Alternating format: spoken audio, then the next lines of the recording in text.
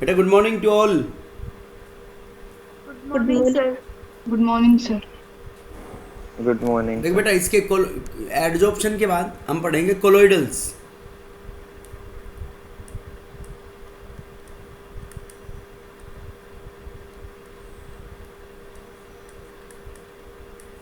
कोलोइडल्स सुना है बेटा? कोलोइडल्स क्या होते हैं? Sir, the particles in the undissolved particles in a liquid are called colloids or colloidal देख बेटा अपने पास particles. दो तरीके के सब्सटेंस होते हैं, एक तो कोलोइड्स और दूसरा बोलते हैं crystalloids. Colloids and crystalloids. Crystalloids क्या होते हैं? देखो बेटा नाम से पता चल रहा है क्रिस्टलोइड किसको बोलेंगे? क्रिस्टलोइड्स। को बेटा क्रिस्टल colloids जब crystal नहीं, form में कोलोइड्स होते नहीं, हैं. Substances which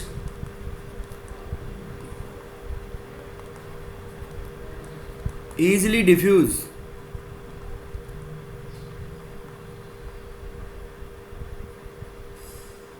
substances which easily diffuse through semi permeable membrane. Substances which easily diffuse through semi permeable membrane in their dissolved state. जैसे नमक को पानी में डिजोल्व करेंगे तो सेमी परमेबल मेम्ब्रेन बेटा एक स्पेसिफिक मेम्ब्रेन होती है जो केवल सेलेक्टिव पार्टिकल्स को अलाउ करती है उसके थ्रू पास होने के लिए। तो नमक को पानी में घोलेंगे तो नमक के पार्टिकल सेमी परमेबल मेम्ब्रेन के थ्रू पास हो जाएंगे, तो उनको क्या बोलेंगे हम? क्रिस्टलोइड्स। क्रिस्टलोइड्स। समझ गए बेटा? और कोलोइड्स, कोलोइड्स का मतलब जो सब्सटेंसेस सेमी परमेबल मेम्ब्रेन के थ्रू मतलब डिफ्यूज हो, या तो बहुत धीरे डिफ्यूज हो, दे डिफ्यूज इजिली एंड और which do not diffuse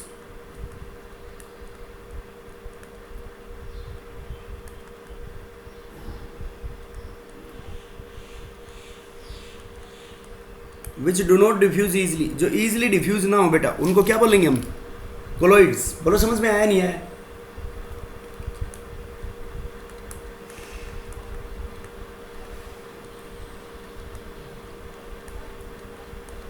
example starch, gum, gelatin etcetera. Jail, starch, गम, ये सारी चीजें क्या होती है बेटा? इनको क्या बोलते हैं हम? कोलोइड्स। समझ गए बेटा? बोलो बेटा समझ में आया नहीं आया? Yes sir. अब देखो इनकी मतलब main on the basis of particle size.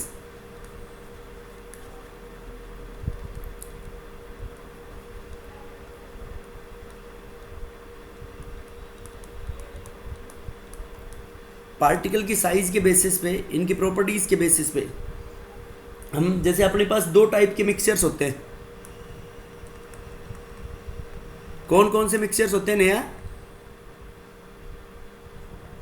Sir heterogeneous and homogeneous. शाबाश।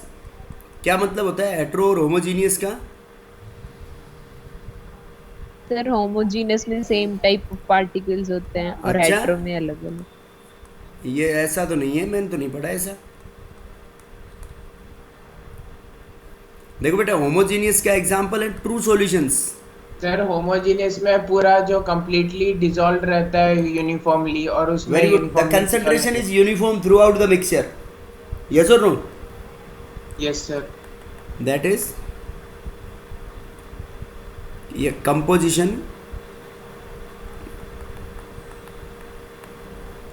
Composition of mixture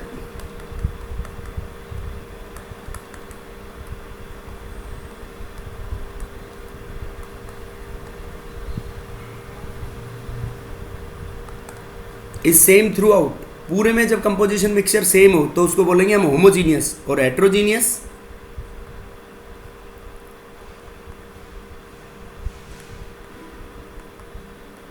when the composition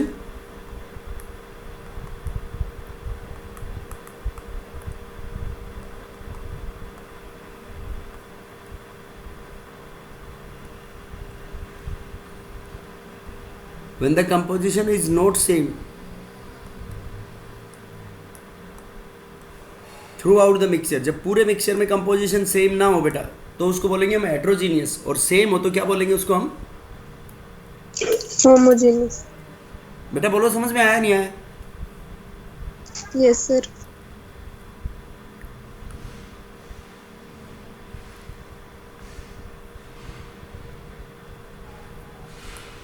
इसके example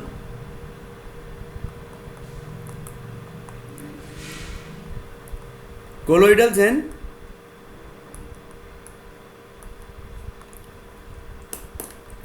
suspensions.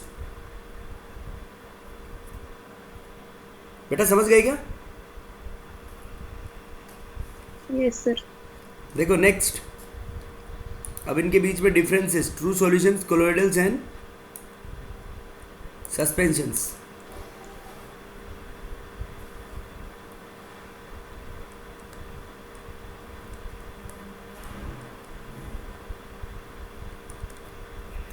True solutions sir ये सस्पेंशंस क्या होते हैं?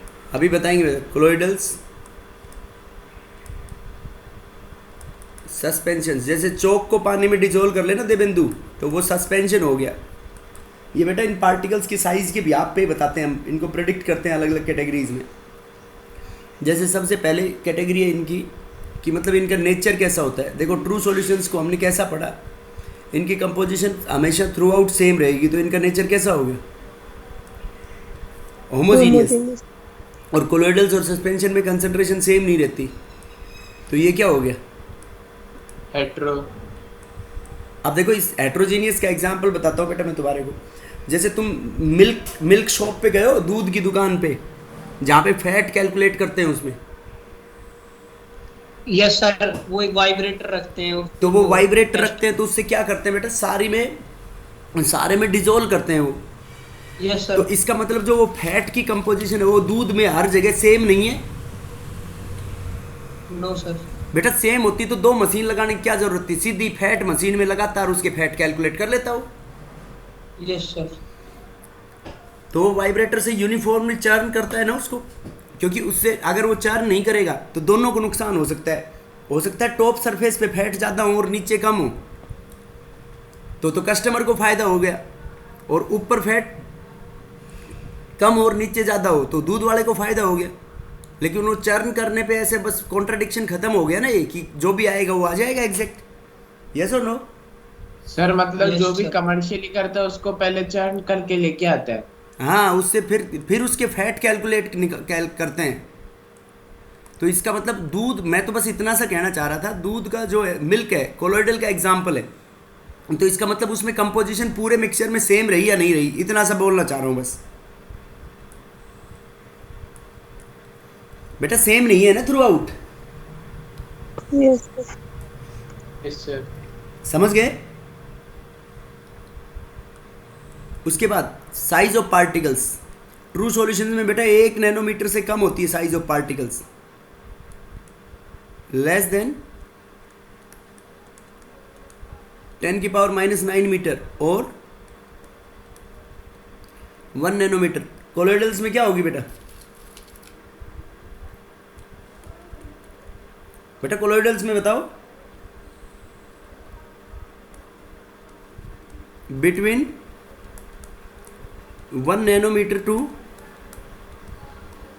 1 माइक्रोमीटर। 1 नैनोमीटर से 1 माइक्रोमीटर के बीच में होगी बेटा इसकी साइज। माइक्रोमीटर होता है 10⁻⁶, और इसमें पार्टिकल की साइज होगी ग्रेटर देन 10⁻⁶ मीटर, और इसको बोलते हैं हम 1 माइक्रोमीटर। ठीक है बेटा, समझ गए? Yes sir. बोलो कोई डाउट हो तो इसमें। उसके बाद विजिबिलिटी। बेटा ट्रू सॉल्यूशंस के अंदर पार्टिकल्स दिखते हैं क्या तुम्हारे को आंखों से? No sir. नमक को पानी में डिजोल्व करने के बाद नहीं दिखते ना पार्टिकल्स, तो हम इसको क्या बोल सकते हैं? Particles are invisible. पार्टिकल्स क्या होंगे बेटा इसके अंदर? इनविजिबल। और कोलोइडल्स के अंदर पार्टिकल्स क्या होंगे? विजिबल। Particles visible. और सस्पेंशंस में क्या होंगे बेटा? visible, नहीं, इसमें विजिबल सीधे दिख जाते हैं तुम्हारे को आंखों से। बेटा ऐसे कहेंगे, इनविजिबल ही कहेंगे, इनविजिबल इन नेक्ड आई। सिंपल आंखों से नहीं दिखेंगे, वो अल्ट्रा माइक्रोस्कोप में देख सकते हैं। Can be seen under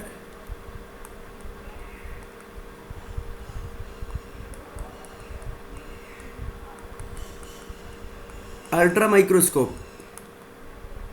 suspensions के अंदर बेटा चौक को पानी में डिसॉल्व करते हैं तो पार्टिकल सीधे ही दिखते हैं ना, तो कह सकते हैं कि विजिबल अंडर नेक्ड आई। नेक्ड आई के अंदर ही दिख जाएंगे बेटा। बेटा समझ गए? यहां तक कोई डाउट है किसी को?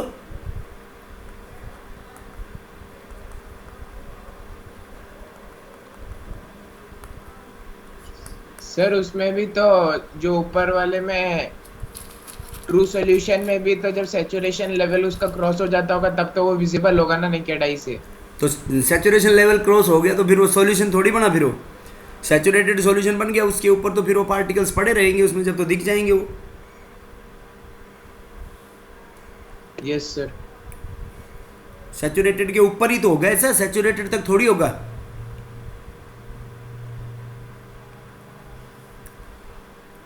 फिल्ट्रेबिलिटी देखो बेटा, फिल्ट्रेबिलिटी में क्या लिखेंगे हम?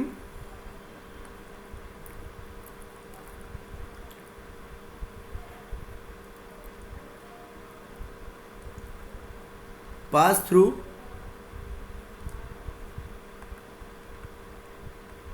ऑर्डिनरी फिल्टर पेपर से हम अलग कर सकते हैं क्या नमक को पानी से?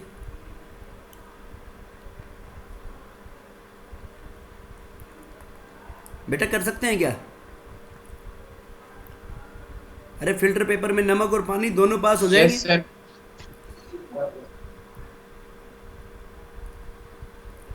देखो ये pass through ordinary filter paper और एनिमल मेम्ब्रेन दोनों में पास हो जाएंगे, लेकिन ये जो कोलोइडल्स हैं ये pass through ordinary filter paper. ये एनिमल मेम्ब्रेन वो पिग्स की वो ही होती है क्या सर? हाँ, सेमी परमेबल मेम्ब्रेन होती है बेटा, ये सेलेक्टिव पार्टिकल्स को अलाउ करती है। तो ये pass through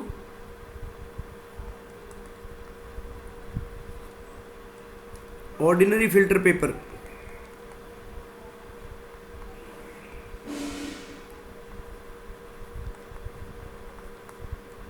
but not through animal membrane.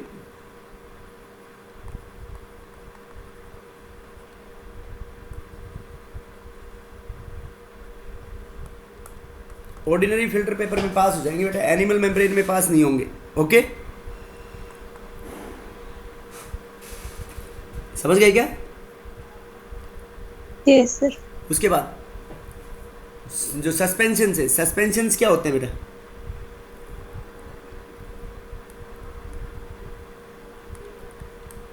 They do not pass through ordinary filter paper और मेम्ब्रेन, तो इसलिए हम इनको सेपरेट भी कर सकते हैं। ऑर्डिनरी फिल्टर पेपर से या मेम्ब्रेन से अलग कर सकते हैं नहीं?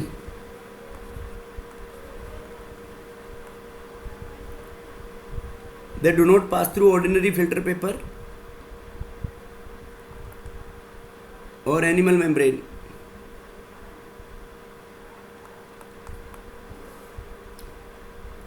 उसके बाद डिफ्यूजन। डिफ्यूजन का मतलब क्या होता है बेटा? देवेंदु क्या मतलब होता है डिफ्यूजन का? Movement of particle from the higher concentration to the lower concentration. तो इनके अंदर डिफ्यूजन फास्ट होगा बेटा,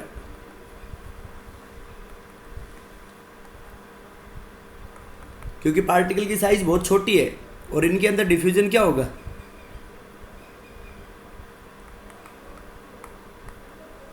डिफ्यूजन स्लो, और इनके अंदर डिफ्यूजन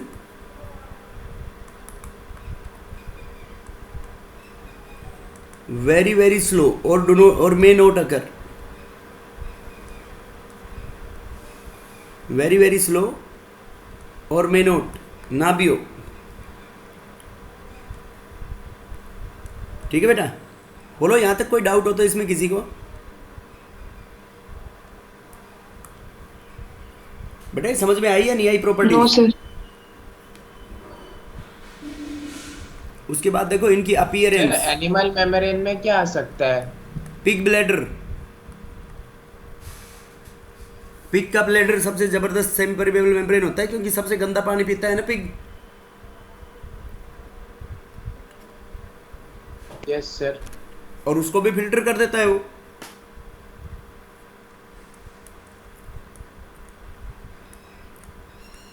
ट्रू सॉल्यूशंस कैसे दिखते हैं बेटा? ट्रांसपेरेंट। और ये कैसे दिखते हैं?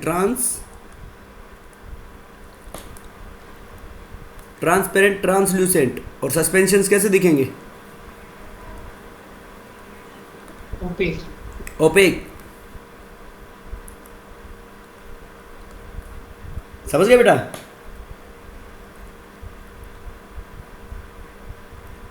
अरे समझ में आया नहीं आया?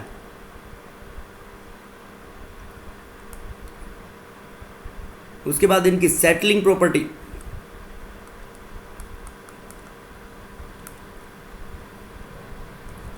Settling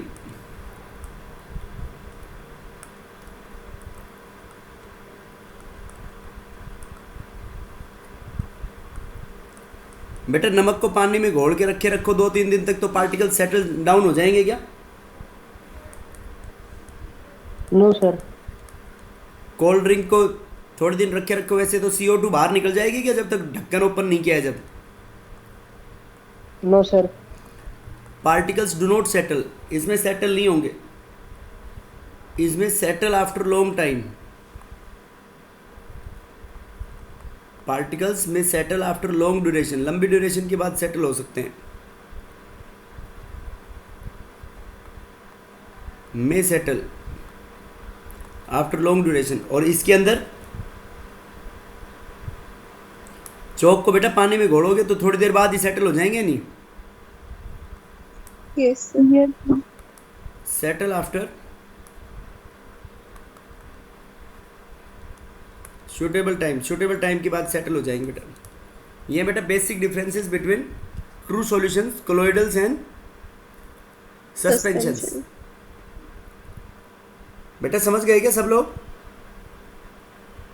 Yes, sir. 9th class में पढ़ा होगा ना, ये 9th क्लास का ही पार्ट है। 9th में आता है नहीं आता ऐसे ही? Yes Yes. सर। अब देखो बेटा सॉल्यूशन दो चीज़ों से मिलके बना है। जैसे सॉल्यूशन में दो चीज़ क्या क्या होती है? Solute and solvent. Solute and solvent. तो ऐसे ही कोलोइडल में भी दो चीज़ें दो से मिलके बना हुआ होता है ये।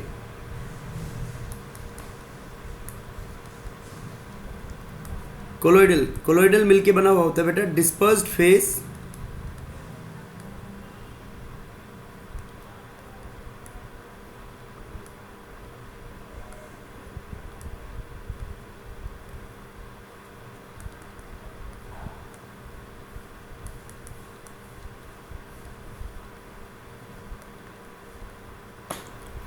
डिस्पर्स्ड फेस और dispersion medium.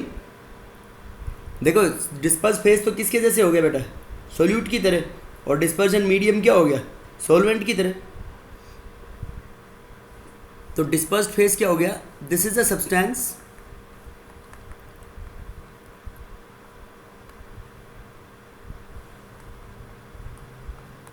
which is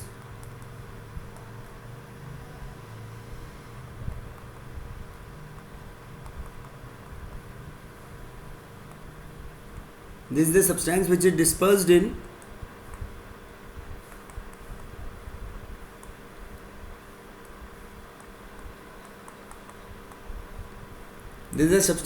dispersed in suitable medium। Medium को क्या बोलेंगे हम? Dispersion medium to form a colloidal.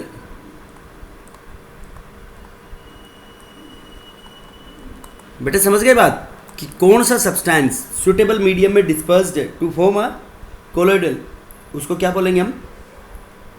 जो सब्सटेंस डिस्पर्स्ड होता है वो तो डिस्पर्स फेस हो गया, और जो डिस्पर्जन मीडियम, जिस मीडियम में वो डिस्पर्स होता है वो क्या हो गया? Dispersion medium.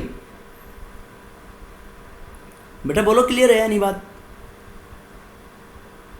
Yes, sir. तो देखो on the basis of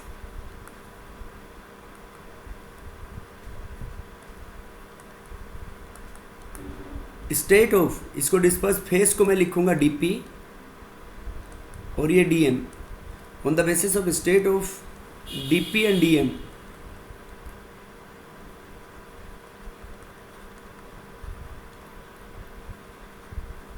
कोलोइडल्स are of 8 type, 8 type के कोलोइडल होते हैं।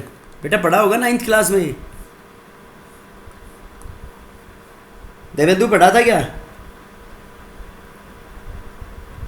देवेंदु सर कोलोइडल पढ़ा था, उसके टाइप शायद तक नहीं पढ़े होंगे। टाइप्स कैसे नहीं पढ़े? 9th क्लास में एनसीईआरटी की बुक में दे रखे हैं बेटा, ये देखना तुम 8 टाइप के। देखो ऐसे याद रखना, disperse phase DP, dispersion medium, ठीक है। यहाँ पे स्टेट उनकी डिस्पर्स फेस मीडियम की अलग अलग ही कर लेंगे इसमें। डिस्पर्स फेस, डिस्पर्शन मीडियम,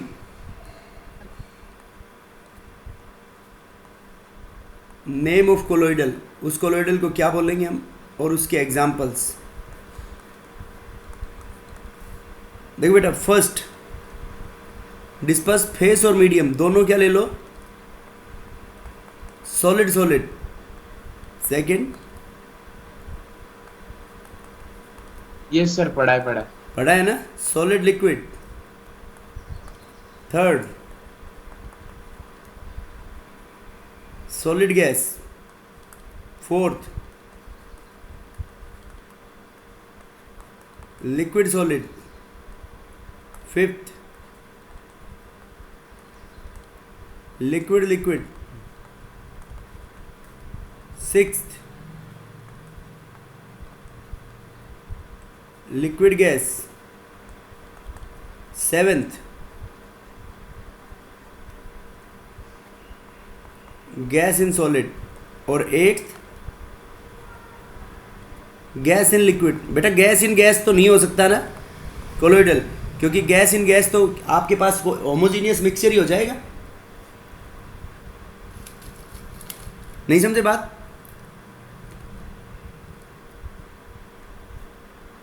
बेटा बोलो, समझ में आई नहीं आई बात? आगे से देखो, solid solid, name of colloidal. बताओ, सॉलिड सॉलिड होगा तो उसको क्या बोलते हैं हम? Solid sol. सॉलिड सॉलिड को क्या बोलते हैं बेटा हम? Solid sol. Solid sol. और सॉलिड इन लिक्विड को क्या बोलते हैं? सोल। और देखो बेटा, जब भी कभी डिस्पर्शन मीडियम आपका गैस हो तो उसको एरोसोल बोलेंगे। तो देखो यहाँ पे डिस्पर्शन मीडियम गैस है और यहाँ पे भी डिस्पर्शन मीडियम गैस है, तो इनका नाम क्या हो जाएगा? एरोसोल। बेटा बोलो, बात समझ में आई या नहीं आई? जब डिस्पर्शन मीडियम आपका क्या हो, गैस, तो उसको क्या बोलेंगे कोलोइडल को हम? एरोसोल। एरो सॉलिड इन, ये लिक्विड इन सॉलिड, इसको बोलते हैं हम gel. Liquid in liquid, emulsions. Solid in liquid, ये gas in solid, solid foam. Gas in liquid, foam. ये इनके नाम है, इनके एग्जाम्पल्स। देखो बेटा, सॉलिड सोल के एग्जाम्पल्स क्या होते हैं? जेमस्टोन्स। जेमस्टोन्स जानते हो? रत्न। जेमस्टोन्स क्या होते हैं? रत्न। क्या बेटा?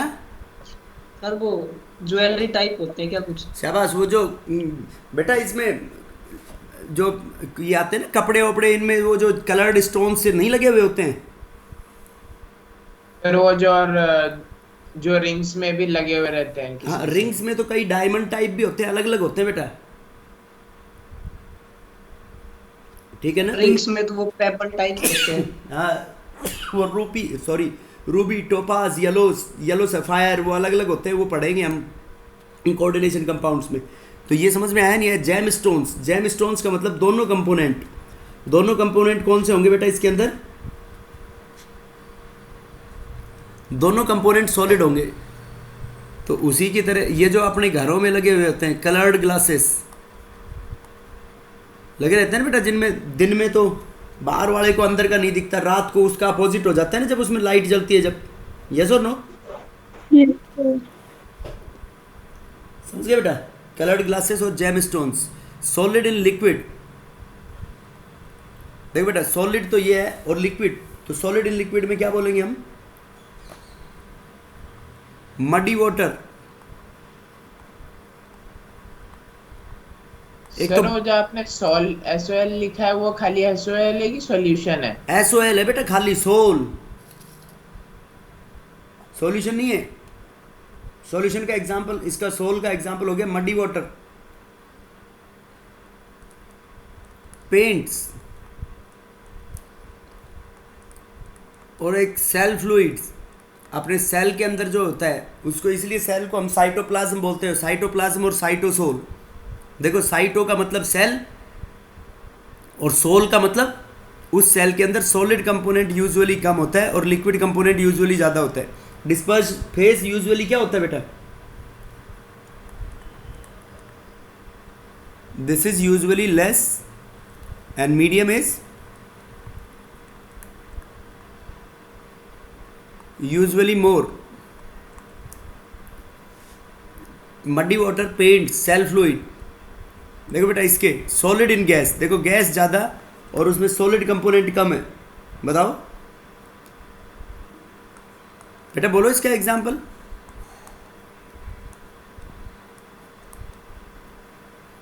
अरे पढ़ रखा है तभी तो पूछ रहा हूँ तुम्हारे से। बेटा स्मोक नहीं होगा, स्मोक डस्ट पार्टिकल्स, ये एक एनवायरनमेंट में कोलोइडल सिस्टम बनाते हैं। तो गैस ज़्यादा है, सॉलिड कंपोनेंट कम है। Liquid in solid, gel, gel का तो एग्जाम्पल बता दो। जेलीज, जेली, चीज, चीज जानते हो? अरे पिज्जा तो खाते हो ना सब?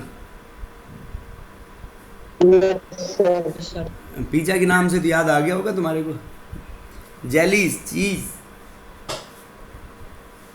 ठीक है। Liquid liquid, liquid liquid, emulsions. तो इमल्शंस बताओ बेटा, इमल्शंस का एग्जांपल मिल्क होता है नहीं होता? Milk is a example of emulsion. Milk, air creams. Liquid in gas, aerosol. तो लिक्विड इन गैस का एग्जांपल क्या होगा बेटा? Fog, fog, mist.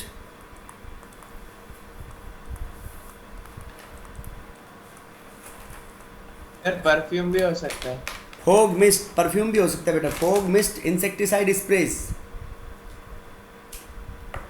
फॉग होता है ना, fog mist, insecticide स्प्रेस। Clouds, clouds भी आ सकते हैं इसी कैटेगरी में। सॉलिड फोम का एग्जांपल, सॉलिड फोम का एग्जांपल रबड़ फोम होता है ना, जो सोफे में और इसमें होता है, उसमें गैस भरी हुई रहती है ना बेटा। रबड़ foam, pumice stone. Pumice stone क्या होता है? जैसे ईंट है तो ईंट प्यूमाइस स्टोन होता है। छेद से होते हैं। ईंट के अंदर छेद से नहीं होते बेटा। Yes sir. ईंट, मटका इसके एग्जाम्पल हो गए। फोम के एग्जाम्पल, सोप लादर, साबुन के झाग, सोप लादर। फ्रोथ, फ्रोथ हम अगले चैप्टर में पढ़ेंगे। Froth and whipped creams।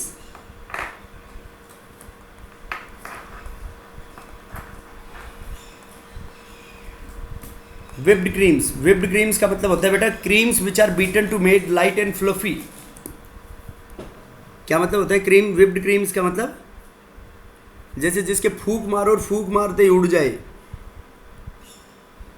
creams which are beaten to made, क्या बोला मैंने? creams which are beaten to made light and fluffy। समझ गया बेटा? अरे बोलो, समझ में आया नहीं आया? Yes, sir. Yes, sir.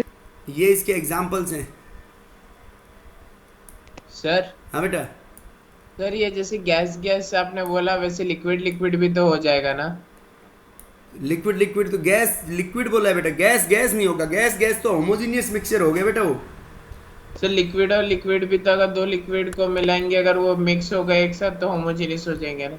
बेटा दो लिक्विड वो डिपेंड करता है, जैसे दो लिक्विड अल्कोहल वाटर को मिला रहा है तू, तो अल्कोहल वाटर होमोजीनियस मिक्सचर हो सकता है? नहीं समझा नो बात? सर। अब वो डिपेंड कर रहा है कि तू किस लिक्विड को मिला रहा है। देवेंदु नहीं समझा बात? तो समझ गया। तो ऐसे मतलब कंफ्यूज होने की जरूरत नहीं है बेटा इसमें।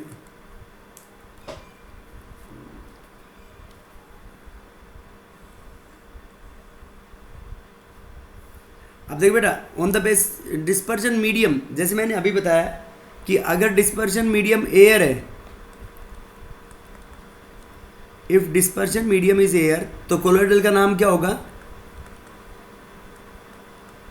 एरोसोल। ये डिस्पर्जन मीडियम डीएम। अगर डिस्पर्जन मीडियम बेटा वाटर है, तो डिस्पर्जन मीडियम वाटर है तो उसको क्या बोलेंगे? हाइड्रोसोल। हाइड्रोसोल और एक्वासोल। एयर है तो एरोसोल, वाटर है तो हाइड्रोसोल और एक्वासोल, और डिस्पर्जन मीडियम अल्कोहल है तो बेटा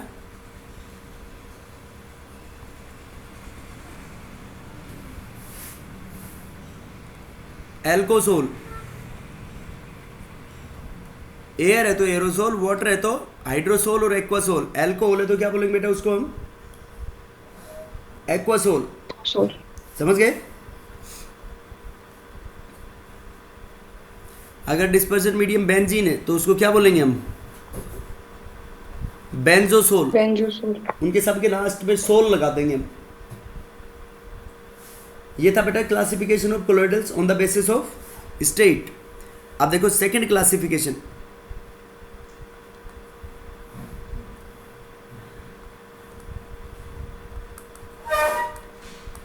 classification of कोलोइडल्स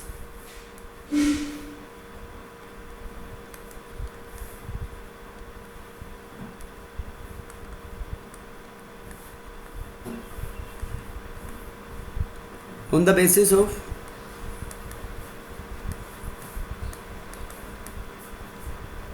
interactions, on the basis of interactions between dispersed phase and dispersion medium। Disperse phase और मीडियम के बिहाफ पे उनको कैसे क्लासिफाई करेंगे हम? Classification of colloidals on the basis of interactions between disperse phase and dispersion medium. Interactions के behalf पे बेटा हम इनको दो कैटेगरीज में क्लासिफाई करेंगे।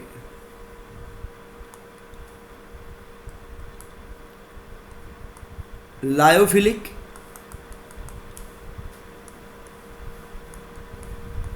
और लायोफोबिक। देखो बेटा, फिलिक मतलब लविंग इंटरेक्शंस, फिलिक मतलब लविंग, और फोबिक मतलब हेटिंग। फिलिक मतलब लविंग एंड फोबिक मतलब हेटिंग। हेटिंग। समझ गए बेटा? दोनों में डिफरेंस समझ में आया नहीं आया? यस। कि फिलिक मतलब when loving interactions are set up between disperse phase and dispersion medium. Loving interaction set up हो तो क्या बोलेंगे बेटा उसको हम? Lyophilic.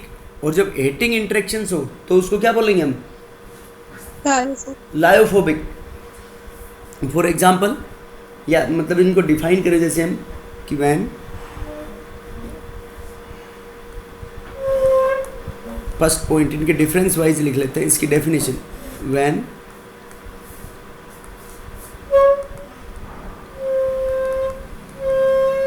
loving interactions are set up, loving interactions are set up between dispersed phase and dispersion medium particles। और इसमें क्या हो जाएगा बेटा?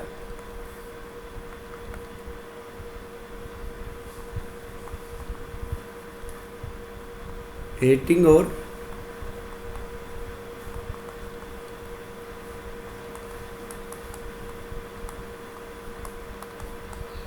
repulsive interactions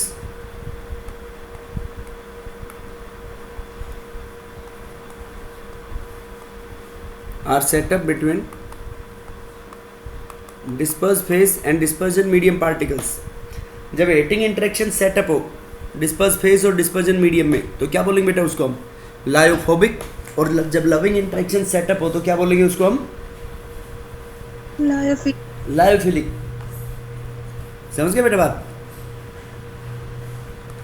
अब देखो उसके बाद देखो जब लविंग इंटरेक्शंस है तो लविंग इंटरेक्शंस है तो इनको बनाने का मेथड आसान होगा या मुश्किल होगा? आसान होगा। Very good. Method of preparation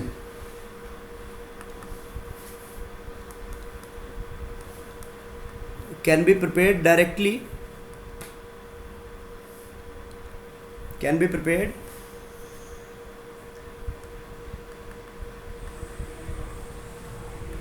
directly by mixing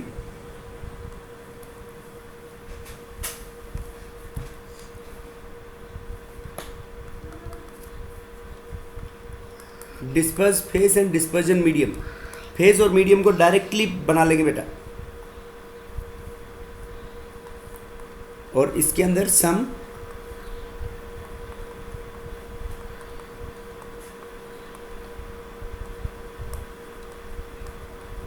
indirect methods are used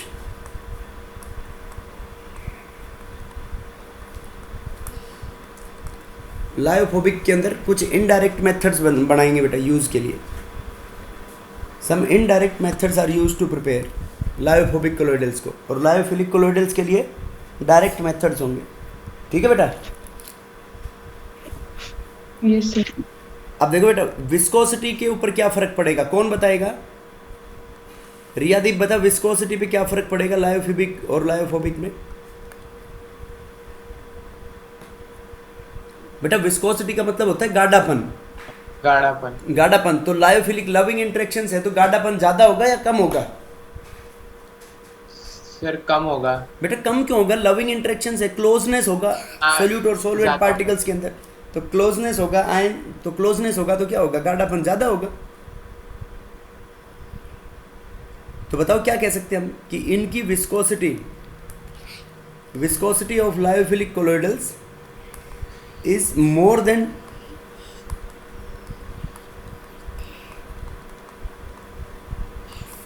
then viscosity of dispersion medium.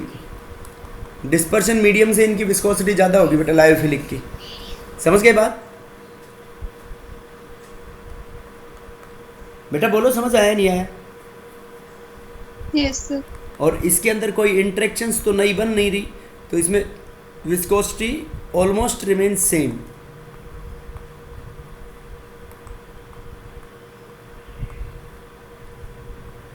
Same as that of dispersion medium. Dispersion medium के जैसे ही रहेगी। बेटा बोलो समझ में आया नहीं आया ये concept? Yes sir. Yes.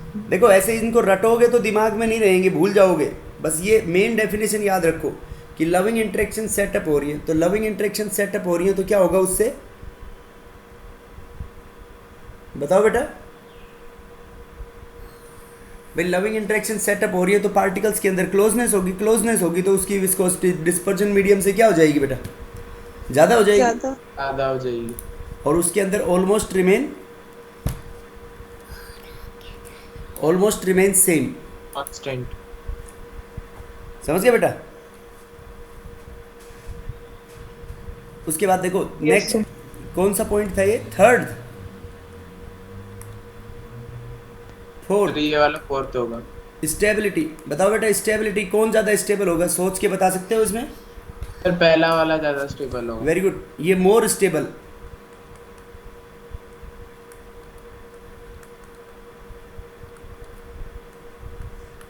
And more stable होगा तो देखो उस कोलोइडल को ऐसे कह सकते हैं more stable, so cannot be easily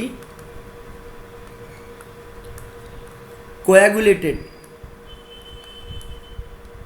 coagulated का मतलब बेटा उसको इजीली हम प्रेसिपिटेट की फॉर्म में कन्वर्ट नहीं कर सकते। समझ गए बात? यस। और ये लेस स्टेबल होंगे, ये लेस स्टेबल होंगे, that is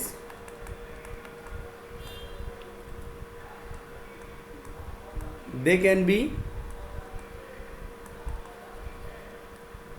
less stable, hence they can be easily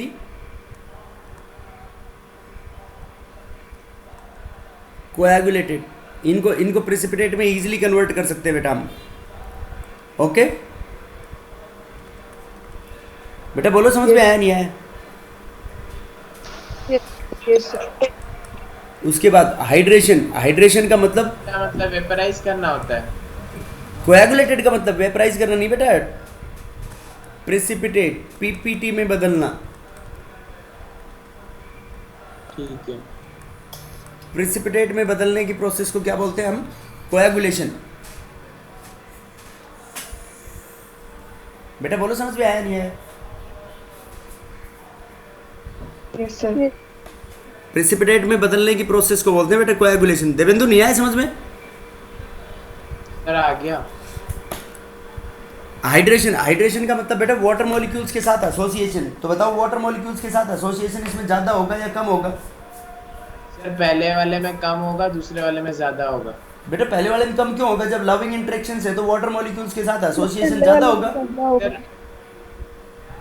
हाँ नहीं सर समझे मेरे को बात? लगा विदिन उसके तो ज्यादा होगा, और जो विदिन उसकी चीज है वो ज्यादा होगा. मतलब सेम अगर चीज ले तो फिर ज्यादा होगा और उसमें कम होगा.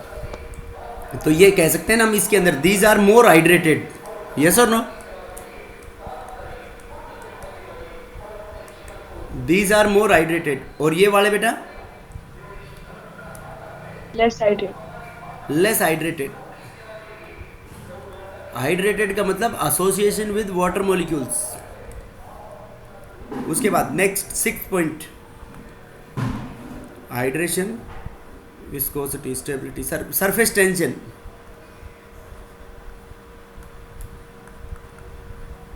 देखो बेटा सरफेस टेंशन का मतलब क्या होता है? सर के ऊपर tension is known as surface tension. सही है क्या?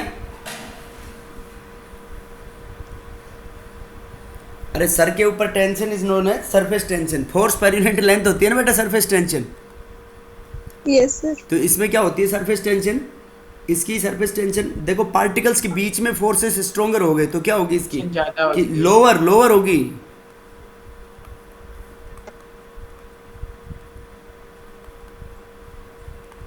Lower than that of dispersion medium.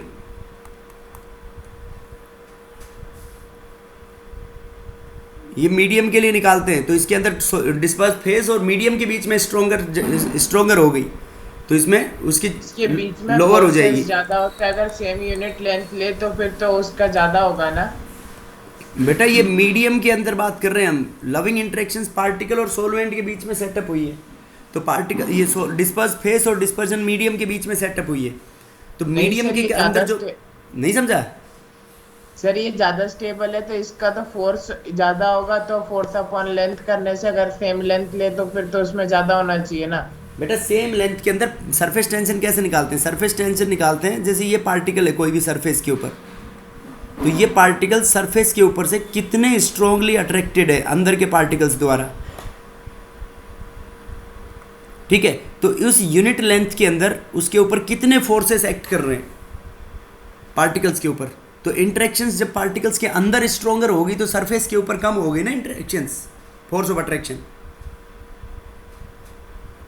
Yes sir. इसमें almost same as that of dispersion medium. Dispersion medium के जैसे ही होगी बेटा इसमें ऑलमोस्ट. एग्जाम्पल, इसको कौन बनाता है? लाइफिलिक कोडोइड्स, जैसे स्टार्च, Protein, gelatin. क्या बोल, स्टार्च, गम, जेलेटिन, क्या बोलो बेटा? और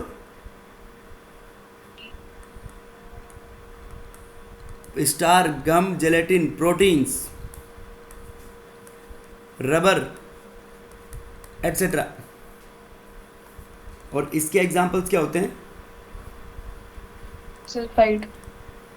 metal and metal sols, metal and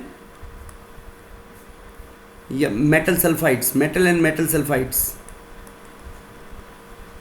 metal और मेटल सल्फाइड्स इसके एग्जाम्पल होते हैं। ठीक है बेटा? सल्फाइड्स मेटल ऑक्साइड्स होंगे सकता क्या बेटा? सर सल्फाइड्स के अलावा और कुछ क्यों नहीं हो सकता? नहीं, और भी होते हैं बहुत सारे। मेटल हाइड्रोक्साइड्स भी होते हैं, मेटल ऑक्साइड्स भी होते हैं। Sir nitrides? नहीं, नाइट्राइड्स नहीं होते, मेटल ऑक्साइड्स, मेटल हाइड्रोक्साइड्स।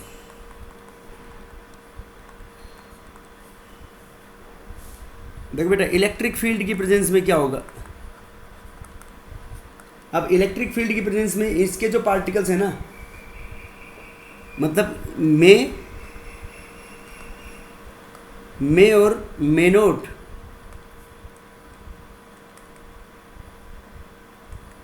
मे और मेनोट माइग्रेट टुवर्ड्स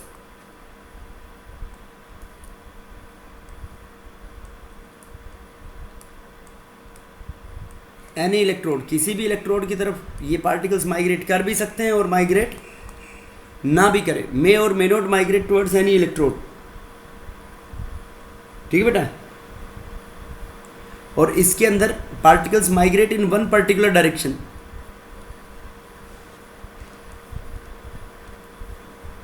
जैसे नेगेटिवली चार्ज होगा तो कौन से डायरेक्शन की तरफ जाएगा?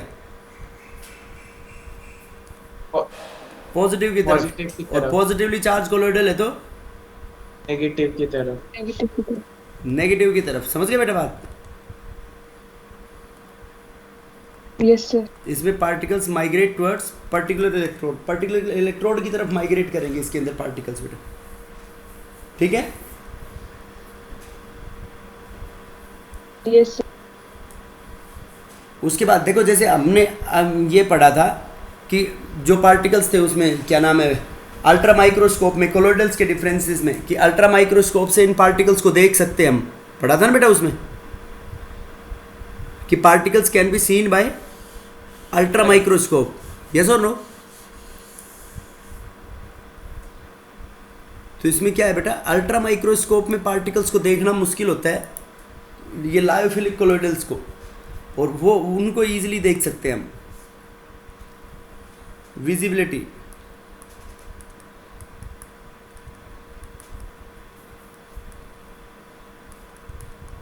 इसमें क्या होगा, पार्टिकल्स इनविजिबल, इसमें पार्टिकल्स नहीं दिखेंगे इवन इन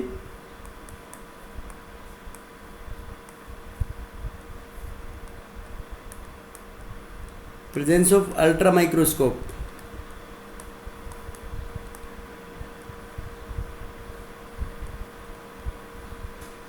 और इसके अंदर बेटा particles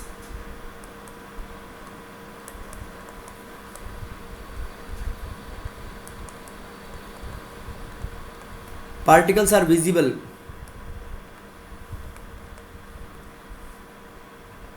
in presence of in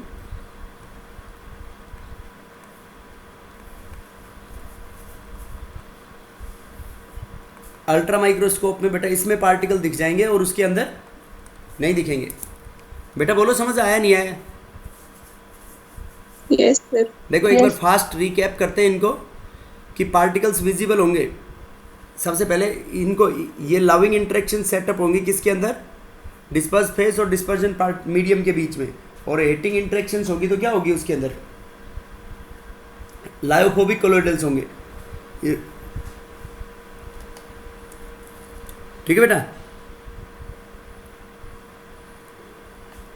surface tension किसके ऊपर ज़्यादा होगी? सरफेस टेंशन जो लायोफिलिक है उनमें तो ऑलमोस्ट सिमिलर होगी, ये लोअर होगी डिस्पर्जन मीडियम से, उसमें लायोफोबिक में ऑलमोस्ट सिमिलर।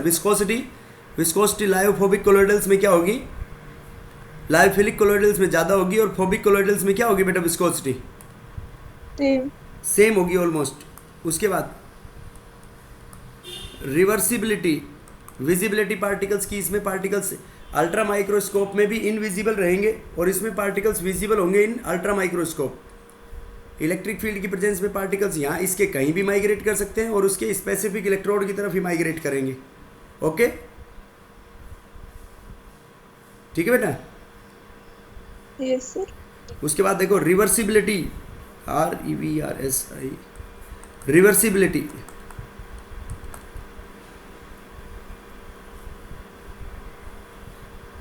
रिवर्सिबिलिटी का मतलब, रिवर्सिबिलिटी का मतलब ये जो अगर एक बार इनको प्रेसिपिटेट में बदल दोगे तो भी ये मतलब रिवर्स कर सकते हैं वापस, means these are reversible in nature.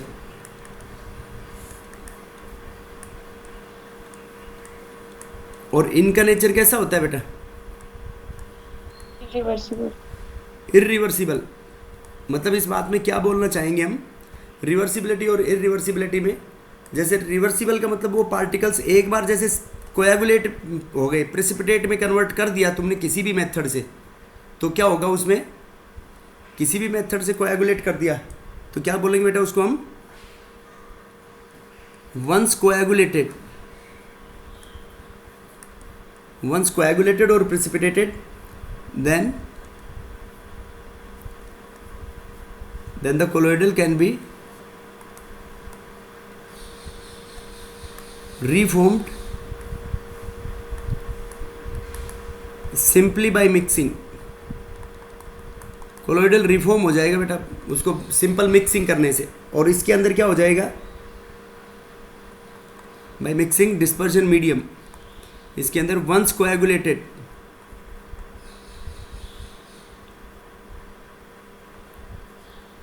Once coagulated cannot B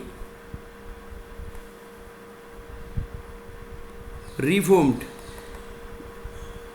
simply by mixing dispersion medium। उसके लिए some indirect methods are used। समझ गए बेटा? जैसे इसमें कोएगुलेटेड के पार्टिकल्स, कोलोइडल के पार्टिकल्स अगर सेटल डाउन हो गए तो वो दोबारा से क्या होगा, दोबारा से उसके अंदर सूटेबल डिस्पर्शन मीडियम डालो और उनको सेक करो, उसके अंदर सेक करोगे तो वापस से कोलोइडल बदल जाएगा। लेकिन ये लायोफोबिक कोलोइडल्स के अंदर पार्टिकल्स एक बार सेटल डाउन हो गए तो सिंपली डिस्पर्शन मीडियम ऐड करके उनको कोएगुलेट नहीं करवा सकते, ये उनको कोएगुलेट नहीं, उनको सिंपली डिस्पर्शन मीडियम मिक्स करके वापस से कोलोइडल नहीं बना सकते। बेटा बोलो क्लियर है या नहीं ये बातें, ये लायोफिलिक और लायोफोबिक कोलोइडल्स के बीच में? Yes, sir. ओके, बाकी rest we will continue in tomorrow's class. हाँ बेटा, थैंक यू सर।